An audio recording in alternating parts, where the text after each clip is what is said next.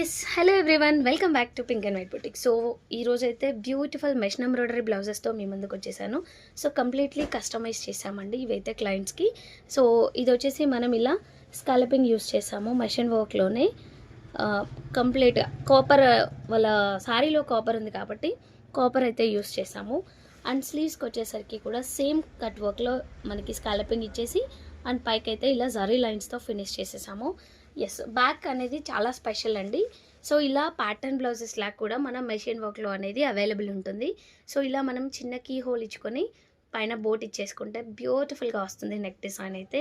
So ఇది వచ్చేసి first blouse and second one వచ్చేసి ఇది కూడా సిస్టర్స్కి చేసాము యాక్చువల్గా కొంచెం సిమిలర్లో.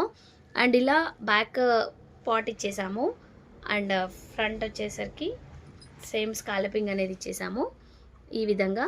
అండ్ స్లీవ్స్ అయితే ఇదే అండి, ఇలా చేసుకోవచ్చు. ఎస్, ఇక్కడ నేను మీకు ఒక చిన్న ఎగ్జాంపుల్ ఏంటంటే, ఇఫ్ ఇన్ కేస్ మీకు కప్స్ పెట్టడం వాళ్ళు మర్చిపోయినా, లేదు అంటే మీకు అడిషనల్గా ఏదైనా బ్లౌజ్కి కప్స్ యూస్ చేసుకోవాలి అన్నప్పుడు సో మళ్ళీ బ్లౌజ్ అంతా తీసేసి రీవర్క్ చేయాల్సిన అవసరం లేదు. సో జస్ట్ నేను ఇక్కడ ఏంటంటే ఇలా కప్స్ అనేవి మనకి షోల్డర్ పిన్స్ దొరుకుతాయి కదా, సో వాటిని అనేది ఇక్కడ అండ్ మనకి ఎగ్జాక్ట్లీ పాయింట్ దగ్గర స్టిచ్ చేసుకోండి.